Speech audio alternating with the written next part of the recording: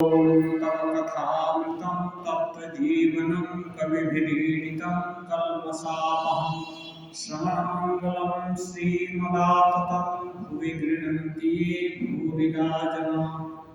श्री रामकृष्ण वचनामृत। Master के प्रति उपदेश।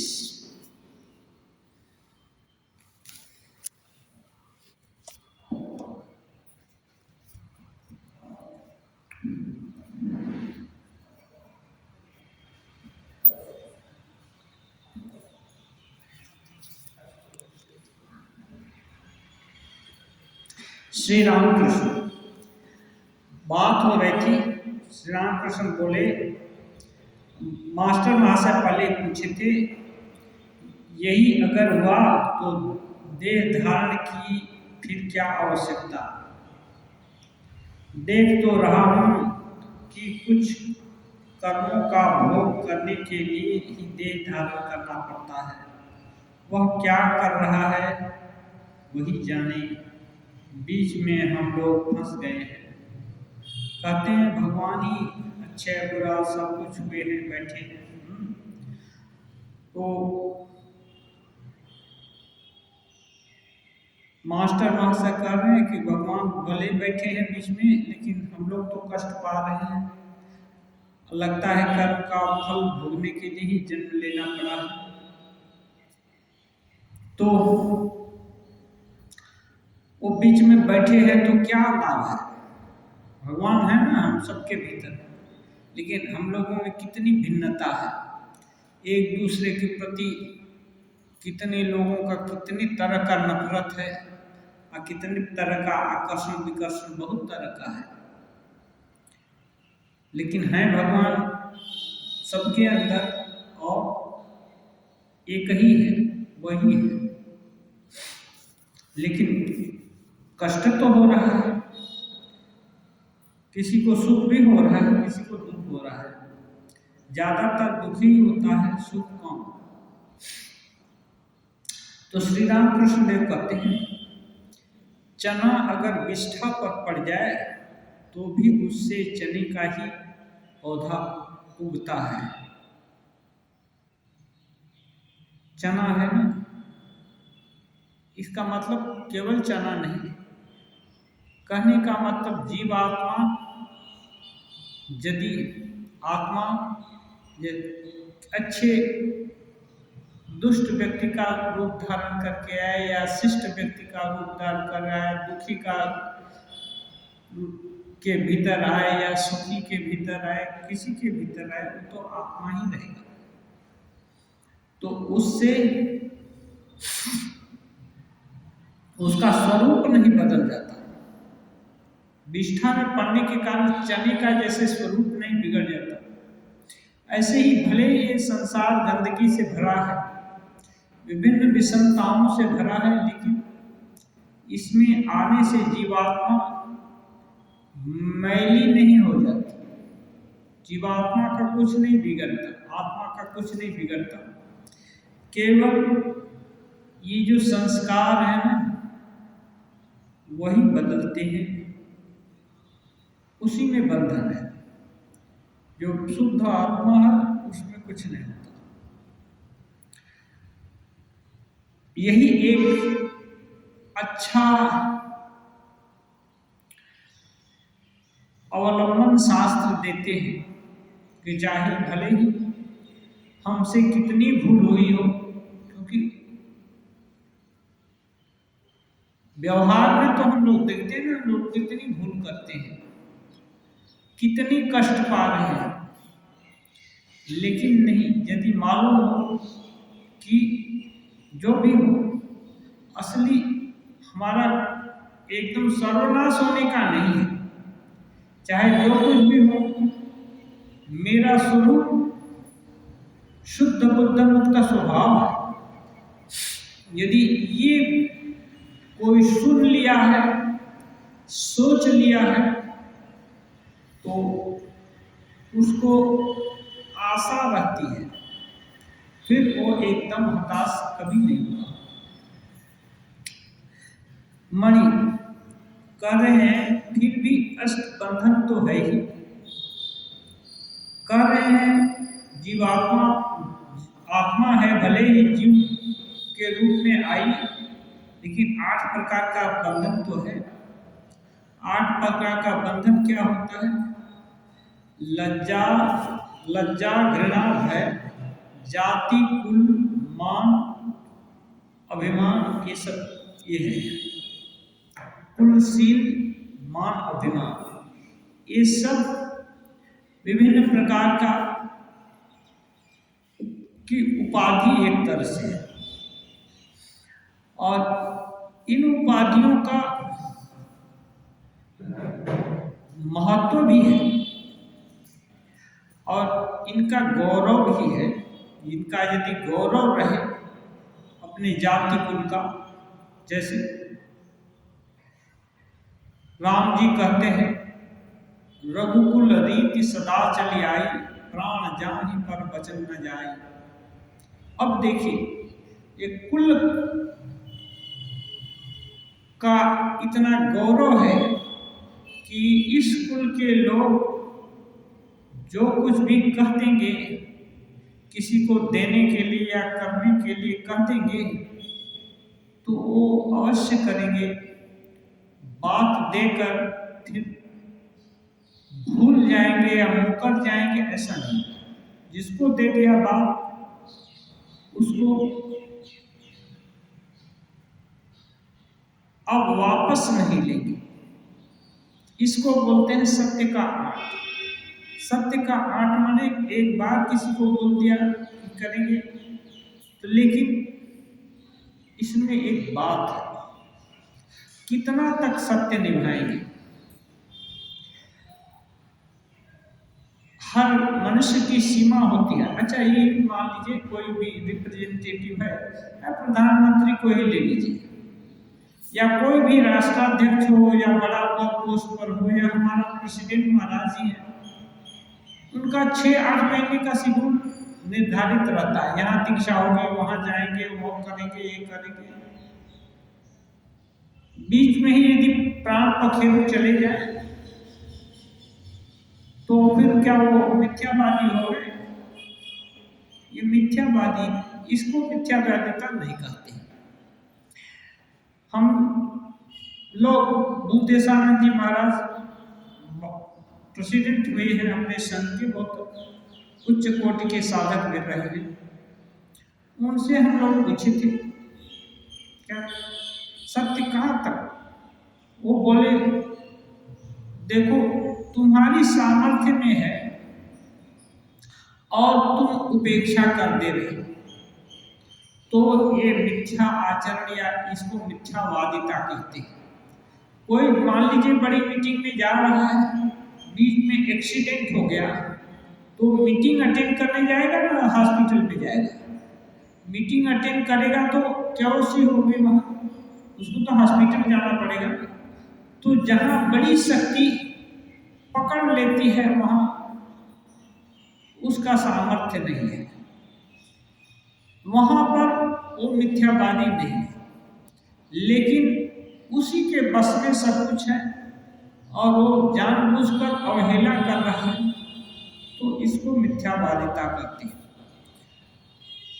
हम प्लानिंग किए कि ये करेंगे, वो करेंगे, सभी बहुत बड़ी लंबी प्लानिंग किए, सामर्थ्य भी है, हटाओ कोई ऐसा अघटन घट गया, सामर्थ्य छीन लिया गया, अब वो नहीं हो सकता, या शारीरिक सामर्थ्य छीन लिया गया या बौद्धिक सामर्थ्य छीन लिया गया या और कुछ हो गया, तो करेंगे क्या? तब वो दोष नहीं है। इसलिए ये बोल रहे हैं मास्टर महाशय कि बंधन तो है। अब बंधन है तो बंधन का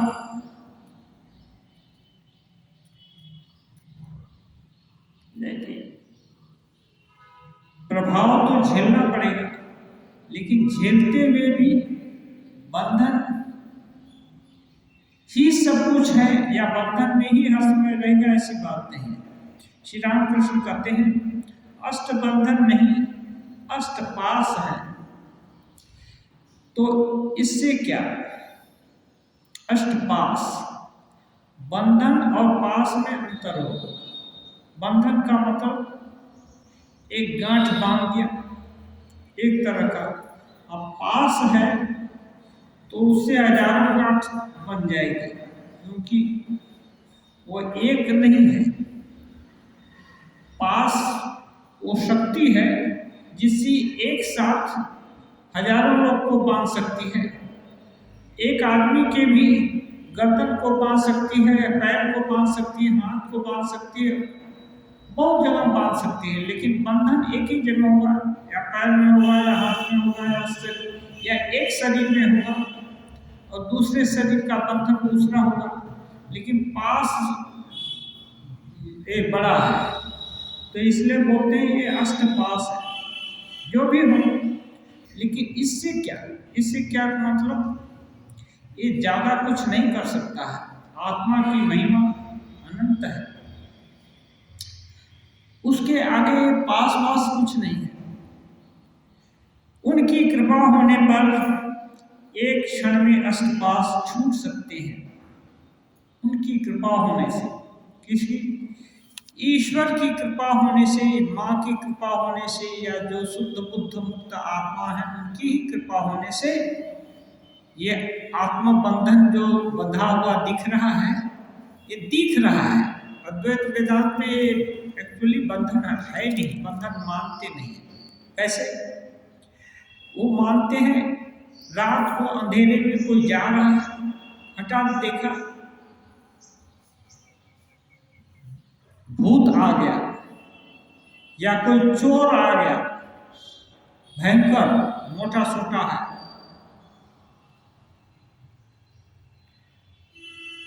डर करके पसीना पसीना छूट गया, भागने का कोशिश कर रहा है, या किसी को हो तो हार्ट अटैक हो जाएगा, भूत के डर से वहीं गिरकर मर भी जाएगा। लेकिन एक्चुअल में वो भूत भी नहीं है, चोर भी नहीं है, वो एक लकड़ी का ठूठ पड़ा हुआ है, सूखा हुआ पेड़ टूट करके गिर गया है, आदमी के साइज का हो गया। अब लीजिए, है तो ठूठ, लेकिन वहीं पर एक दूसरा व्यक्ति जो जानता कि यहाँ एक सूखा हुआ पेड़ पड़ा हुआ है, बहुत दिन से कोई काटा नहीं, वो आएगा तो उसको चोर का भय, क्या भूत का भय होगा? कभी नहीं होगा। तो ये भय भीतर से आया ना, और ज्ञान हो जिसको है उसको भय नहीं है। और यदि इसी व्यक्ति को ज्ञान हो जाए, दूसरे जिस समय डर लग रहा है उसी समय कोई गाड़ी जा रही है, उससे जोर से प्रकाश पड़ गया और दिखाई दिया अरे लकड़ी है, तो उसका डर तुरंत खत्म हो जाएगा।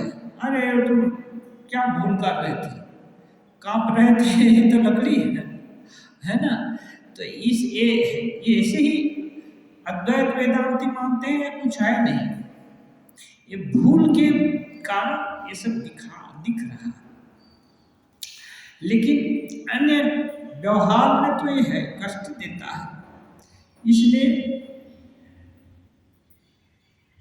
सहज उपाय है भक्ति मार्ग कलिकाल के लिए ठाकुर बुद्ध उनको श्रेष्ठ मानने, किसी व्यक्ति को श्रेष्ठ मान लिया और उसको अपनी जिम्मेदारी सौंप दिया।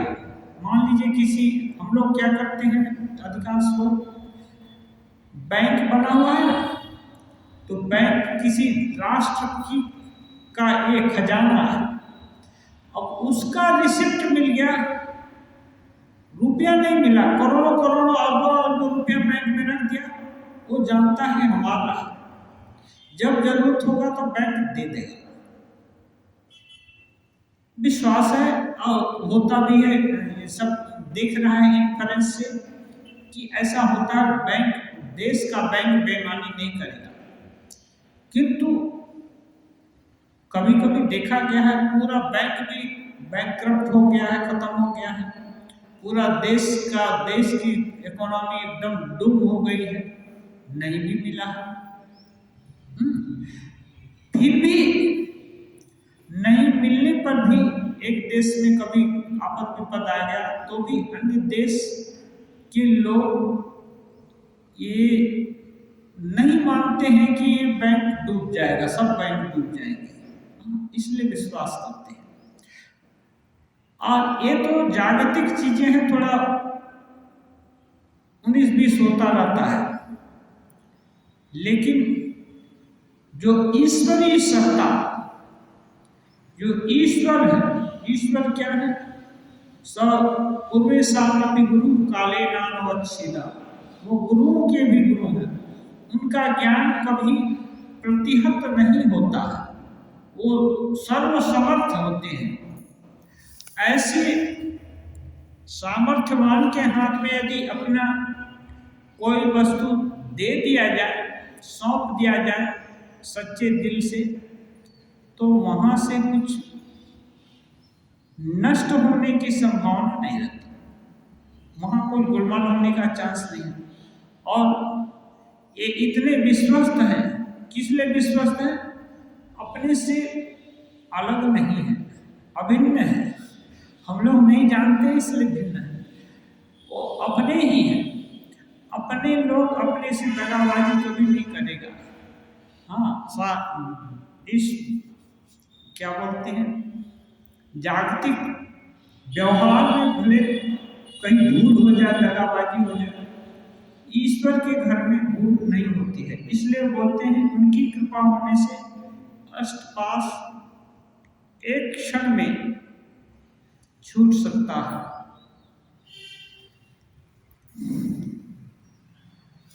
कैसे बोलते हैं? जिस तरह के 1000 साल के अंधेरे कमरे में दीपक ले जाने पर एक क्षण में अंधेरा दूर हो जाता है, ऐसे ही कृपा कटाक्ष माने जस्ट नेत्र खुला और बंद होता, नेत्र खुलना बंद होता, एक बार खुला हर कुछ दिख जाएगा, एक बार खुला कृपा कटाक्ष होगा, सदा के लिए अंधकार दूर हो जाएगा। ये ऐसा अंधकार में माचिस की ज्योति तो बुझ सकती है, लेकिन ये ज्ञान ज्योति नहीं बुझती। क्यों? ऐसे देखिए, यदि मान लीजिए तेल का समुद्र हो, पहले तो तेल के समुद्र में आग नहीं लगती है, बहुत मुश्किल है आग लगती, लेकिन किसी प्रकार से लग जाए तो और किससे बुझाएंगे? किसी चीज से बुझने वाला है, वो बुझ ही नहीं सकता है, वह सदा जलता रहेगा। क्यों? इतना बड़ा वालूम है कि उसके आगे और कुछ जो कोई भी उपाय करेंगे वो उपाय सक्सेसफुल नहीं है। ऐसे ही ये जो भीतर में सबके जो ईश्वरत्व का ज्ञान इतना बड़ा है, इतना विशाल है कि हम लोग जानते नहीं हैं, इसलिए अपने को अज्ञ अल्प माने थोड़े में जानते हैं, समझते हैं, लिमिटेड समझ रहे हैं। जैसे ही अनलिमिटेड का ज्ञान हो गया, अब फिर कोई कितना भी बुलावा में दे और बुलावा नहीं होता है। इसी को बोलते हैं, ये है जानत तुम्हें हो जाए, इसको ट्रांसफॉर्मेशन कहते हैं। ये ऐसा दर्शन नहीं है। कोई बोलते हैं कि हमको इस देवी देवता का दर्शन हुआ, उस देवी देवता का दर्शन हुआ, ऐसा हुआ वैसा हुआ, लेकिन व्यवहार में देखते हैं तो वो जैसा था वैसा ही है, ऐसा नहीं होता। ईश्वर दर्शन का फल क्या है? भिद्यते हृदय ग्रंथि छिद्यन्ते सर्व संशया क्षीयन्ते च अस्य कर्माणि तस्मिन् दृष्टे परावरे। उपनिषद में है, इसकी हृदय की गांठ है ना, भिद जाती है, कट जाती है, सब संशय छिन्न हो जाता है, सब संशय खत्म हो जाएगा, सभी कर्म खत्म हो जाएगा। हम लोग प्रयास क्यों कर रहे हैं? प्रयास जो भी कर रहे हैं वो कर्म में ही आता है, कर्म के लिए तो प्रयास है, और प्रयास भी कर्म है। सोच रहे हैं ये भी कर्म है, सांस ले रहे हैं ये भी कर्म है। ये क्यों करते हैं? जाने या अनजाने करना ही पड़ता है, क्योंकि वहां तक हम नहीं पहुंच पाएंगे। वहां पहुंच जाएंगे जब अपना टारगेट पूरा हो जाएगा। जैसे एक बच्चा पढ़ता है, उस सब्जेक्ट की उसको डिग्री मिल जाए तो और उसमें नहीं पढ़ेगा, उसमें और पढ़ने का उसका दिल ही खत्म हो जाएगा। और क्या पढ़ना है, वो आगे की पढ़ाई पढ़ेगा। ऐसे ही जब स्वरूप का ज्ञान हो जाए तो इससे बड़ा ज्ञान और कुछ नहीं है, इसलिए मस्ती आ जाती है। कबीरदास बोलते हैं, मन मस्त हुआ तो क्यों बोले। और ठाकुर बोलते हैं, माँ मुख चिपे दीक्षित, बोलने जाने की चेष्टा करते हैं कल्पना करके कि ब्रह्म ज्ञान में क्या होता है। नीचे प्लेन में आने पर वो सोचते हैं कि ये सब जो भी ये हैं भक्त लोग हैं, उनको बता देने से उद्दीपन होगा, जल्दी भगवान ब्रह्म ज्ञान के प्रयास करेंगे, सब जल्दी से इनका बंधन कट जाएगा। लेकिन जैसे ही बोलने का प्रयास करते हैं, नीचे मन जाता है और उस समय मन रहता नहीं, मन खत्म हो जाता है। क्योंकि मन का सीमा है ना, एक लाइट तक हम लोग देख पाते हैं, उससे ज़्यादा जोर की लाइट हो जाएगी तो और दिखाई नहीं पड़ेगा। चाहे भले ही चक्षु इंद्री कितनी अच्छी हो, लेकिन लाइट ज़्यादा तीव्र हो जाएगा तो भी नहीं देखेगी। आज लाइट एकदम कम हो जाएगा तो भी चक्षु इंद्री नहीं देखेगी। और चीज है, इंद्री भी ठीक है, सब कुछ है, लेकिन दिखेगा नहीं। ऐसे ही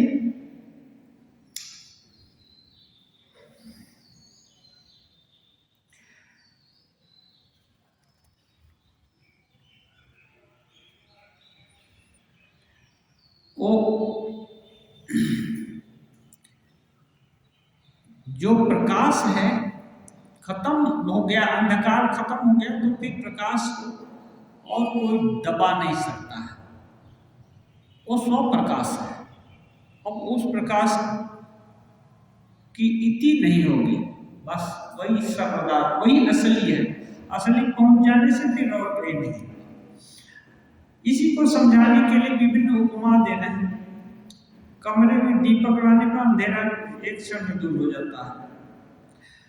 और दूसरा बोलते हैं, बाजीगर का खेल तुमने देखा है, कितनी ही गांठ लगी रस्सी का एक छोर वह इधर, एक छोर वो बांध देता है और दूसरा छोर एक हाथ से ऐसे झटकता है कि उसकी सभी गांठें खुल जाती है, एक साथ खुल जाती है। परंतु दूसरा आदमी लाख उपाय करे उसे खोल नहीं पाता। जब नहीं जानते हैं तो नहीं कर पाएंगे। हाँ, और एक आदमी तुरंत खोल पाता है। इसलिए बोलते हैं, दृश्यते तु अग्र्या बुद्धिया सूक्ष्म सूक्ष्म दर्शन। साधना के द्वारा, अभी हम लोग सभी लोग तो एक ही जैसे हैं, एक ही जैसा हार मांस, आँख भी है, कान भी है, देह सब देखने की क्षमता भी है, समझने की भी क्षमता है, एक ही जैसे दिखने। लेकिन साधना के द्वारा जिसकी जो तीसरी आँख खुल जाती है, उसको बोलते हैं दिव्यम ददामि चक्षु। वो आँख खुल जाएगी, वो सीधा टारगेट देखता है। वो ये सब व्यापार नहीं देखता, व्यापार के भीतर क्या है वो देखता है। वो सुवर्ण देखता है, सुवर्ण का आकार नहीं देखता, एकदम सीधा टारगेट पर हो जाता है। उसको देखने की आदत हो जाती है। जैसे श्री रामकृष्ण देव बाद साधना के परिपक्व अवस्था के बाद कोई भी भक्त आदि आने से जिसके उन सब के विषय में जानकारी, जो असली जानकारी है, स्वरूप की जानकारी, वो ले लेते, फिर देखते इसमें सुधार करने की संभावना है, सुधार हो सकता है तो उसको वैसा उपदेश देते। और नहीं तो किसी किसी के तरफ से एकदम मुख मोड़ लेते, बोलते साढ़ के जैसा इसमें विषय भाव है, इसका इज्जत नहीं होगा, उसके सामने बोलना भी नहीं चाहते थे। क्यों? अभी एक पूथी किताब है बहुत अच्छा, ये अक्षय कुमार सेन लिखी कविता के रूप में, सुंदर है। उसमें लिखते हैं भगवान सर्वशक्तिमान है, चाहे तो हर कुछ कर सकते हैं। वो चाहने से इमली के बन को ना फजली आम का बन बना सकते हैं, लेकिन फिर क्यों करते नहीं? फजली आम तो अच्छा है, इमली तो खट्टा है, उतना छोटा मोटा ये है। फजली आम तो बहुत सुंदर है, रसीला है, और रसाल आमों में अच्छा माना जाता है, उसमें भी फजली बड़ा बड़ा। तो अक्षय कुमार सिंह बाद में लिखते हैं कि भगवान लेकिन करते क्यों नहीं? इसलिए नहीं करते हैं कि उनको फजली आम की और आवश्यकता नहीं है, उनके पास उसके बहुत जंगल है, अब बहुत है तो फिर उसकी उस चीज का अभाव नहीं है, तो इसलिए वो इमली को आम नहीं बनाते। वो चाहे तो सब कुछ कर सकते हैं, लेकिन करते नहीं हैं।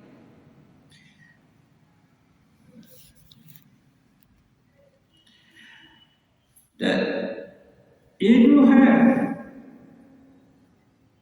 उपाय, जिस ईश्वर की कृपा से जिसकी बुद्धि खुल गई है, या साधना के द्वारा जिसकी बुद्धि खुल गई है, वो मानो तुरंत एक झटके में अंधकार से प्रकाश की तरफ, हजारों करोड़ों साल की जो एक माया का जो गांठ है या अंधेरा है, चट से काट देता है। लेकिन दूसरे लाख प्रयास, लाख जप ध्यान, लाख क्या सेवा व्रत अनुष्ठान कितना कर रहे हैं, छाती पीट पीट कर गा रहे हैं कीर्तन, कुछ नहीं होता है। हाँ, क्यों? ये शब्द मात्र है, वो दृष्टिकोण, जो दृष्टिभंगी है, वो खुली नहीं। हाँ, वो जो फैकल्टीज खुली नहीं, इसलिए ठाकुर बोलते कि इसमें साढ़ के जैसा विषय भाव है, इसका नहीं होगा। तब क्या होगा?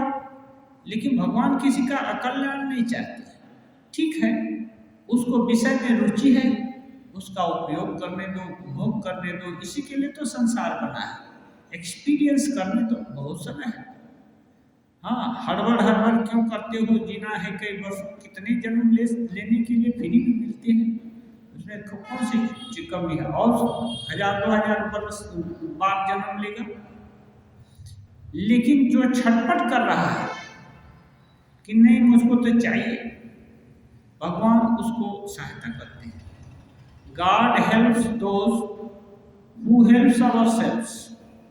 जो छटपट करेगा अपनी सहायता के लिए, उद्ग्रीव प्राण होगा, भगवान उसकी सहायता करते हैं।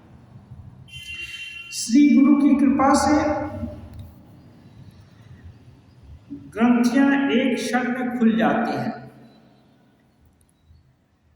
गुरु का कृपा होने से ग्रंथि, तो गुरु का कृपा ऐसे नहीं होता, कृपा चाहने से होगा, और जबरदस्ती गुरु जी कृपा कर दो, ऐसे कोई करने से नहीं होगा। कृपा चाहने के लिए वो दिल चाहिए। नहीं मांगने से भी गुरु कृपा करते हैं, मांगने से भी, गुरु का सिर काट देने से भी गुरु की कृपा नहीं होगी। लेकिन कुछ नहीं देने से, पूरी कौड़ी नहीं देने से भी गुरु कृपा कर देंगे, क्योंकि अहेतुक कृपा सिंधु है ना। जो योग्य आधार होगा वहीं पर तो देंगे, कृपा जहां तहां नहीं होती है। अच्छा, केशव सेन इतना बदल कैसे गया बताओ तो। परंतु यहाँ खूब आता था, यहीं से नमस्कार करना सीखा। एक दिन मैंने कहा साधुओं को इस तरह से नमस्कार नहीं करना चाहिए, जैसे एक हाथ उठाकर नमस्कार करना, जैसे साधु लोग के साथ नमस्कार नहीं करना चाहिए। दोनों हाथ जोड़कर सिर झुकाकर कम से कम करना चाहिए। पैर छूकर नहीं भी करे तो दोनों हाथ जोड़कर सिर झुकाकर के नमस्कार करना चाहिए। एक हाथ से आओ नमस्कार कर लिया। तो ठाकुर सिखाए भी हैं, ये प्रणाम करना जानते, लेकिन ठाकुर किसी का अकल्याण हो इस उद्देश्य से प्रणाम नहीं करते हैं। यदि श्रेष्ठ लोग किसी माने कम प्रतिभावान लोग को यदि झुक जाए उनके सामने प्रणाम करे तो उससे इसका अकल्याण होगा, लेकिन ठाकुर इसका अनिष्ट करने के लिए नहीं करते, किसी का अनिष्ट करने, उसको सिखाने के लिए करते। और उसके भीतर, सबके भीतर विराजमान जो भगवत सत्ता है उनको ही प्रणाम करते। उनको प्रणाम करने से उस व्यक्ति के अहंकार को तो प्रणाम नहीं करते हैं, इसलिए दोष नहीं होगा उसको। एक दिन ईशान के साथ गाड़ी में कलकत्ता जा रहा था। उसने मुझसे केशव सेन की सब बातें सुनी। हरीश कहता है यहाँ से सब चेक पास करा लेना होगा, तब बैंक से रुपए मिलेंगे। यहाँ माने ठाकुर अनेक समय अपने को मेरा ये सब नहीं कहते, अहंकार का द्योतक है, इसलिए यहाँ बोलते हैं। हरीश बोलता कि यहाँ से मैंने सर्टिफिकेट ले लिए रामकृष्ण देव से, तब पैसा मिलेगा। पैसा मिलेगा माने भगवान के घर में प्रवेश का रास्ता खुलेगा। इसलिए वहाँ जाकर ये रामकृष्ण के पास आकर चेक माने रास्ता का परमिट कटवा लेना चाहिए। इसलिए रामकृष्ण देव बाद में बोले भी थे कि जो अच्छे साधक होंगे उनको यहाँ आना ही होगा। यहाँ आने का मतलब उनके उदार भाव, या केवल उदार नहीं थे, उदार जैसे हैं वैसे गंभीर भाव, भगवान को छोड़कर और कुछ नहीं जानते, कुछ नहीं मानते, किसी पर भरोसा नहीं है, ऐसा अनन्य भाव यदि किसी का हो तो भला उसको प्राप्ति क्यों नहीं होगी? कोई नहीं रोक सकता है। अनन्य हो जाए तो कोई नहीं हो सकता। रामकृष्ण देव क्या व्याकुलता, क्या बुद्धिमत्ता, हर तरह से हर युक्ति, हर भाव है उनके अंदर। रामकृष्ण देव एक और उदाहरण दिए हैं, वो एक रंगरेज बोलते हैं, रंग की कढ़ाई है, जो कोई भी आता है बोलता है दादा ये रंग में रंग दो, वो बोलता है ठीक है, उसी कढ़ाई में घुसाता है उस कपड़े को और बोलता है लो भाई ये तुम्हारा रंग हो गया। वो चला जाता है, दूसरा आता है, कोई लाल बोला लाल में दे दिया, कोई बोला बैंगनी भी कर दिया, तीसरा आता है बोलता है दादा हरा कर दो, हरा भी कर दिया उसी से। कोई व्यक्ति दूर से देख कर तमाशा देख रहा था, उसको कुछ लेना देना नहीं था, लेकिन कभी कभी डिस्कशन होता है तो किसी का नजर उस पर पड़ जाता है, तो सोचा ये तो बड़ा तमाशा चल रहा है। जो आता है उसको एक ही बर्तन में डुबाता है, लेकिन बोलता है ये लो ये हो गया, और सच में हो भी जाता है। ये क्या बात है? तो ये है कल्पतरु जैसे बोलते हैं ना, विश फुलफिलिंग ट्री, जो चाहेगा वही हो जाता है। इसलिए जो भावना करके रंगरेज उसमें कपड़ा डुबाता है, कपड़ा उसी रंग का हो जाता है। उसकी सामर्थ्य, उसको इतनी सामर्थ्य दे दी गई। तो जो एक्सपेक्टेटर है, जो दूर से देखने वाला व्यक्ति है, वो धीरे से पास में आया, एक छोटा सा कपड़ा लेकर अपना, और वो बोला, भाई मैं और कुछ नहीं चाहता, तुम्हारा रंग, तुम्हारे जो है ये कढ़ाई है ना, ये रंग जिस रंग में रंगा हुआ है उस रंग में रंग दो। माने इसलिए रामकृष्ण देव के पास बहुत से साधक आए। कोई राम भक्त आया तो राम जी की चर्चा हुई, अद्वैत वेदांती आया तो अद्वैत वेदांत की चर्चा हुई।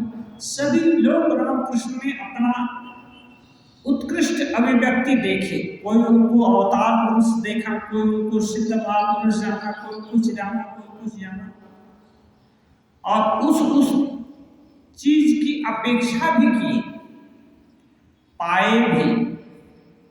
लेकिन जो विवेकानंद आदि ये भक्त लोग हैं, ये लोग केवल रामकृष्ण से उनका एक भाव नहीं चाहे, और अपने जिनको अंतरंग रामकृष्ण देव बोलते हैं ना, अंतरंग कहते हैं भी, लीला प्रसंग में आप पढ़ेंगे तो अंतरंग और बहिरंग, अंतरंग भक्त हैं, उनको श्री रामकृष्ण देव नहीं चाहते कि एक भाव। इसलिए बोलते हैं कि हम एक घेय होते ताई बांसुरी में 7 छेदा है तो हम तरह तरह की राग रागिनी बनाएगी, एक रागिनी नहीं। मानो एक कपड़े एक रंग में रंग देना, रंगा कर चले जाना, एक राग अलापना, और बहु राग का ज्ञान हो जाना, जब मर्जी तब जो राग ये करना। मानो उसी लॉन्ड्री के रंग में रंगा लेना, जब चाहे तो लाल दिखे, जब चाहे तो पीला दिखे, जब चाहते बैगनी, जब चाहे तो हरा, जब चाहे तो कोई रंग नहीं, निराकार। ऐसा ये तो इसमें ज्यादा इसमें ब्यूटी ज्यादा है।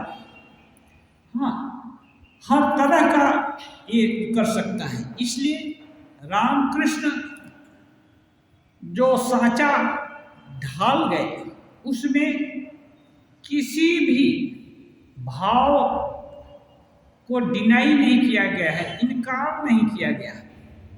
अब उस भाव में यदि कोई रंग गया तो ये रामकृष्ण के सांचे के अनुरूप ढल गया। ये बड़ा अद्भुत है, किसी को भी इनकार नहीं, किसी को भी तिरस्कार नहीं, किसी को नहीं। अथच हर रंग परफेक्ट है, हर रंग पूर्ण है, हर रंग में एक ही खूबी है, लेकिन देखने में भिन्नता है। तो ये है, बोलते हैं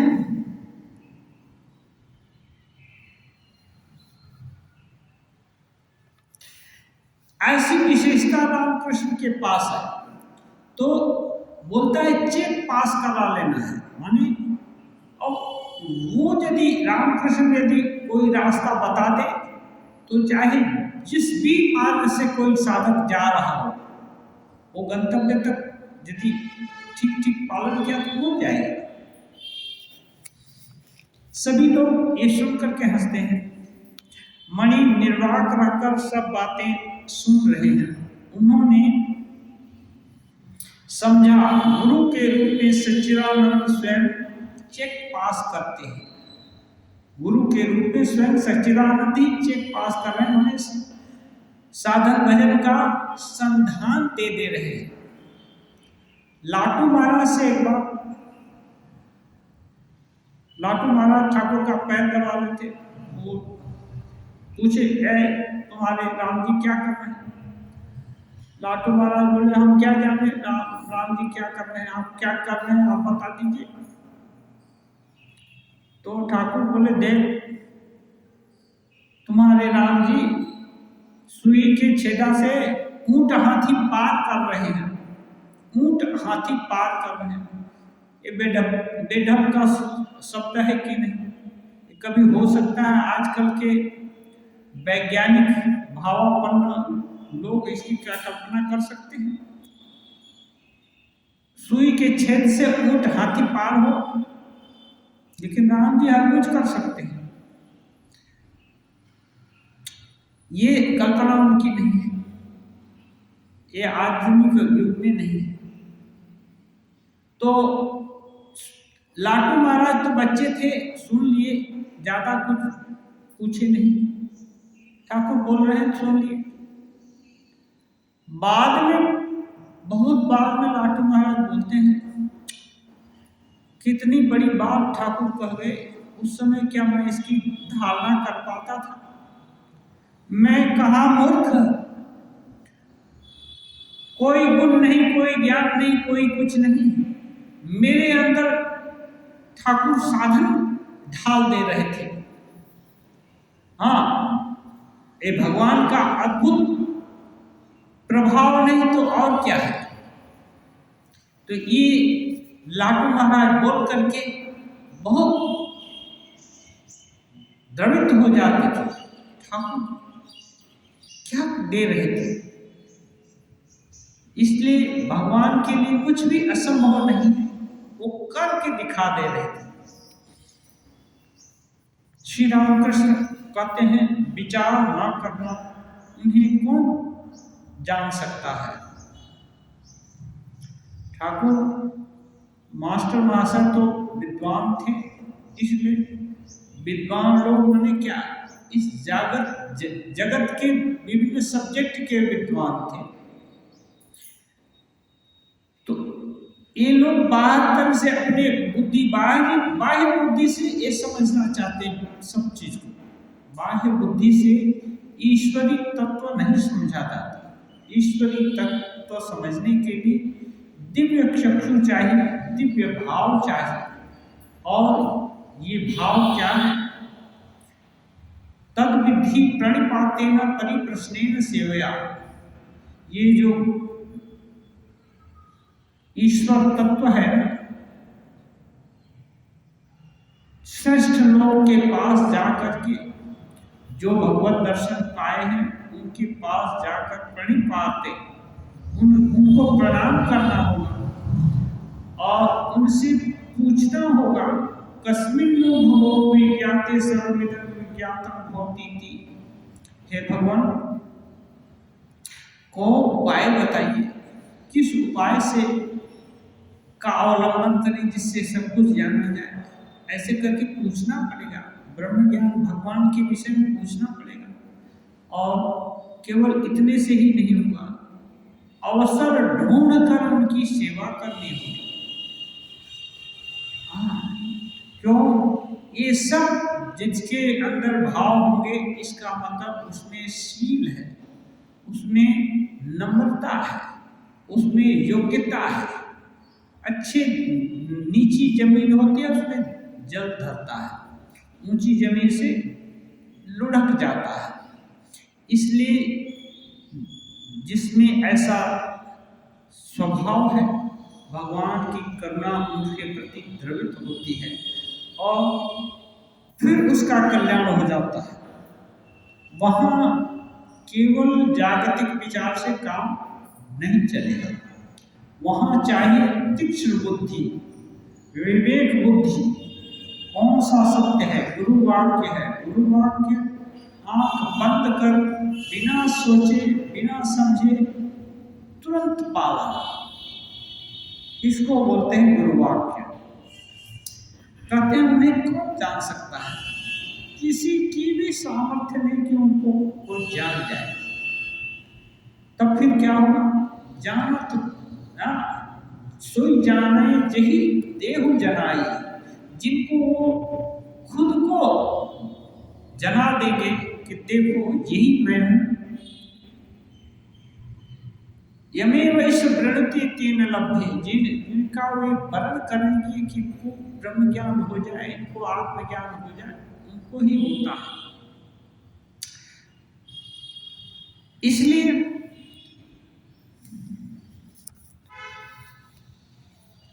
न्यायता कहता था, मैंने सुन रखा है उन्हीं के एक अंश से यह ब्रह्मांड बना है, उनको कोई नहीं जान सकता पूरा पूरी। न्यायता ब्रह्मज्ञानी थे, ब्रह्मज्ञानी थे। ठाकुर उनकी बात कह रहे हैं। वो कहता था कि वो सुन रखा है, यह भी नहीं बोल रहा कि हम देखा है, सुन रखा है कि उनके ही एक अंश से सारा विश्व ब्रह्मांड है, ग्रह नक्षत्र सब तारा ये सब उनके ही एक अंश मात्र से हुए हैं। इतने इतने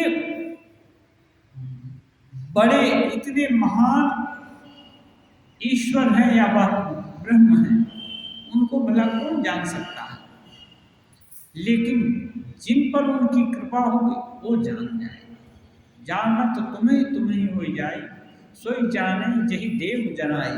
जिनको वो जनाएंगे वो जान जाता है, जितना तक जानेगा। और पूरा पूरी तो कोई नहीं जान सकता है, पूरा पूरी तो वही जानेंगे। क्यों? एक चींटी के माफिक सामर्थ्य है सबकी। चींटी खाने से मिठास क्या होता है, चीनी का फल क्या होता है जान के, और क्या जरूरत है। इसलिए बस उतना तक सब लोग, उतना तक जिनकी जिसके ऊपर उनकी कृपा होगी वो जान सकता है। हाजरा में बड़ी विचार होती है, वह हिसाब करता है इतने में संसार हुआ, इतना बाकी रह गया। उसका हिसाब सुनकर मेरा माथा चकराने लगा। मैं जानता हूँ मैं कुछ नहीं समझता, कभी तो उन्हें अच्छा सोचता हूँ और कभी बुरा मानता हूँ, उनको मैं क्या समझूंगा। ठाकुर हिसाब ये क्या है, सिखाने के लिए प्रारंभिक अवस्था में बहुत सारा दर्शन हुए हैं। इतने अंश से हुआ, उतने अंश से हुआ, सब तक वर्णन है। वही चीज विभिन्न किताबों में पढ़ा है, आज वही चीज बताता है।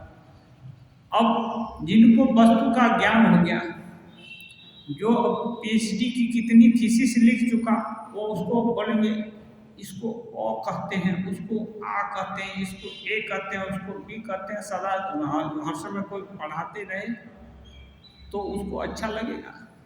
वो तो लास्ट तक चीज जानता है, उसको ये सब छोटे क्लास का पढ़ाई अच्छी नहीं लगेगा, सब याद है उसको। हाँ, केवल रट करके परीक्षा पास नहीं किया है, पूरा पूरा नॉलेज है, फिर वो उसके इस छोटे ज्ञान में नहीं हुआ। तो रामकृष्ण देव का ऐसे ही है। ये सब व्युत्पत्ति, ये नए साधक को ईश्वर की अवधारणा कराने के लिए विभिन्न तरह से बताना होगा। जो ईश्वर का साक्षात्कार कर लिया है उनको ये छोटे मोटे डिटेल से कोई फर्क नहीं, जरूरत नहीं है। इसलिए वो बोलते हैं मुझको ये अच्छा नहीं लगता। मैं कभी मानता हूँ कि वो अच्छे हैं, जब कृपा करते हैं। कभी दुखी हो, कभी तकलीफ देते हैं तो दिल में कभी कभी बुरा भी लग जाता है, लेकिन सब मिलकर मैं जानता हूँ वे ही है। हाँ, उनको पूरा पूरी मैं जानना नहीं चाहता, और ये जानता हूँ वो अपने हैं, अपने हैं। कभी जरूरत बस कष्ट देते हैं, अब देते हैं तो देते हैं, क्यों दिया, कैसे क्या किया, वो सब इतना जानने का जरूरत नहीं है। ज़्यादा कष्ट हुआ तो रो लिया, हाँ, कुछ कहना होगा तो बोल भी दिया। साधक लोग डांट भी देते हैं, भगवान को भी डांटते हैं, तो डांट भी दिया, लेकिन भगवान का पूरा पूरा सब बर्ताव किस कारण से ये सब किया, वो किया, सब वो जीरा बहस नहीं करने जाते। हाँ, इसका मतलब यह है उनको, उनके शरणागत हो गए हैं, एक तरह से सरेंडर कर दिए। हाँ, और उनको तत्व रूप से जानते हैं, अपना जानते हैं। ये जानना ही असली बात है। जो जान गया फिर उसकी दृष्टि ये नहीं होगी, ओझल नहीं होगी, फिर उसको कोई रोक नहीं सकता है। ऐसा नहीं कि एक बार ज्ञान हो गया तो फिर अज्ञान हो गया। जिस ज्ञान के होने के बाद फिर अज्ञान हो जाए वो ज्ञान नहीं हुआ, वो ईश्वर का ज्ञान नहीं हुआ और दूसरी चीज का हुआ, किसी तत्व का ज्ञान हुआ। ईश्वर ज्ञान होने से वो विलुप्त नहीं हो सकता है, वो उसमें कभी बाधा, कभी न्यूनता आ ही नहीं सकती है। हाँ, कभी ये जैसे जागतिक प्लेन पर है तो जगत भी ये है, लेकिन जैसे ही उद्दीपन हुआ ईश्वर तत्व, ईश्वर वो असली तत्व ही देखेंगे, उसमें हेलुसिनेशन या ये जो बुलावा की बात नहीं हो सकती है। ओम निरंजनम नित्यम अनंत रूपम भक्तानुकंपादृत विग्रहं वै ईशावतारं परमेश वीर्यं तंग्रहां कृष्णं शीर्षा नमामि।